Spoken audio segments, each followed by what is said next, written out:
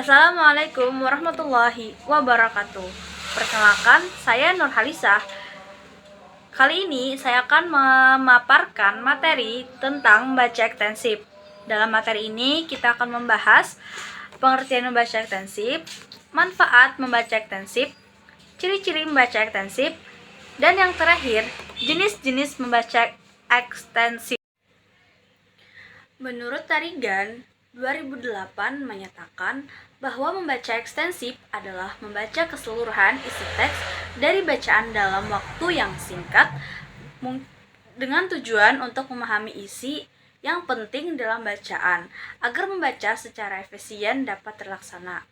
Nah, praktik ini sering digunakan oleh individu asing yang ingin mempelajari suatu subjek tanpa perlu pergi ke negara berbahasa tersebut. Dalam Dictionary of Reading disebutkan, membaca ekstensif merupakan program membaca yang dilakukan secara luas. Siswa diberi kebebasan untuk memilih jenis dan lingkup materi bacaan yang mereka baca. Membaca ekstensif ini melibatkan berbagai jenis teks. Implikasinya adalah materi bacaan harus luas dan beragam dalam jenis dan ragamnya, memberikan siswa banyak pilihan. Namun, penting bagi guru untuk memperhatikan tingkat kesulitan dari materi bacaan agar tidak terlalu sulit untuk dicerna oleh siswa. Yang kedua, waktu yang digunakan untuk membaca harus seringkas mungkin.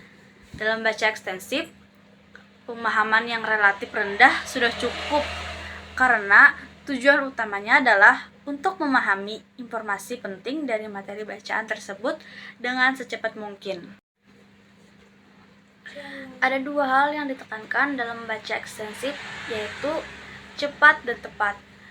Membaca cepat itu dilakukan apabila kita akan mengambil gagasan pokok dan garis besarnya saja. Cepat berarti kemampuan untuk memanfaatkan waktu seefektif mungkin untuk menemukan informasi-informasi yang ada dalam teks. Sedangkan tepat berarti informasi yang didapatkan merupakan informasi yang tepat meskipun proses membacanya dilakukan dengan cepat. Yang kedua, ada ciri-ciri membaca ekstensif. Samhis Setiawan tahun 2020 mengemukakan karakteristik membaca ekstensif sebagai berikut. Yang pertama, ada membaca sebanyak mungkin wacana tulis. Yang kedua, topik dan bentuk wacana yang dibaca bervariasi. Ketiga, pembaca memilih apa yang ingin dibaca atau memperhatikan minat. Yang keempat, tujuan membaca berkaitan dengan kesenangan, memperkaya informasi, dan pemahaman umum terhadap isi teks atau wacana. Yang kelima, dalam membaca ekstensif akan terjadi penguatan diri sendiri. Yang keenam, pembaca membuat jurnal apa yang telah dibaca dan bagaimana komentar terhadap yang dibaca. Yang ketujuh, bersifat individual dan bersifat membaca senyap. Yang kedelapan, aspek kebahasaan tidak menjadi penghalang pemahaman atau bacaan dipilih. Yang kesembilan, kecepatan membaca cukup atau tidak cepat dan tidak lambat. Yang kesepuluh, menggunakan teks yang tidak terlalu sulit atau hanya 1-2 kata yang sulit. Yang kesebelas, pembaca tidak diberi tes sesudah membaca atau pembaca hanya memberikan respon personal atau komentar terhadap apa yang dibaca. Yang ke-12, membaca ekstensif membantu pembaca untuk mengenali beberapa fungsi teks dan cara pengorganisasian teks. Yang ketiga, ada manfaat membaca ekstensif. Menurut buku Reading for Pleasure tahun 1995, manfaat membaca ekstensif sebagai berikut. Yang pertama, menambah pengetahuan dunia. Yang kedua, lebih percaya diri dan termotivasi untuk terus membaca. Yang ketiga, kosakata bertambah. Yang keempat, mengenal gaya bahasa baru. Yang kelima, keterampilan memahami bahasa menjadi meningkat. Yang keenam, meningkatkan keterampilan menulis dan berbicara. Yang ketujuh, meningkatkan kecepatan dan kelancaran baca. Yang kedelapan, membaca menjadi kegiatan yang menyenangkan. Yang keempat, ada jenis membaca ekstensif.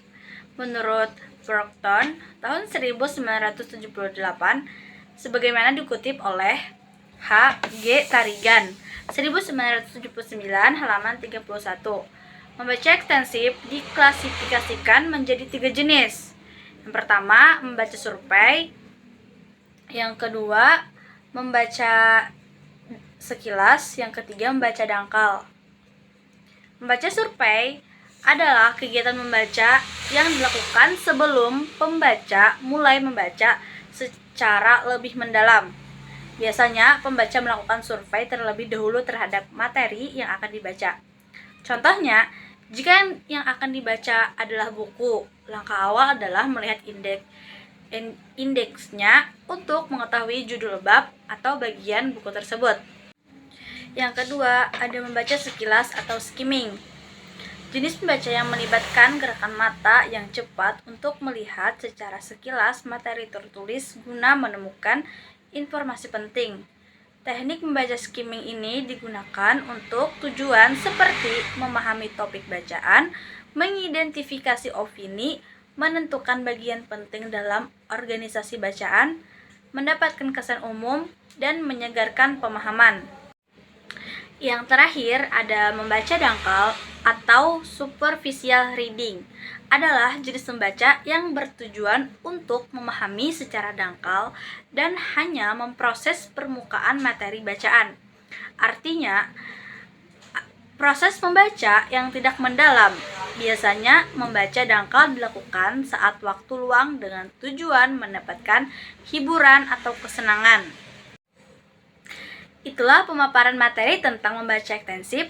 Terima kasih telah menonton video ini sampai akhir. Wassalamualaikum warahmatullahi wabarakatuh. Sampai jumpa.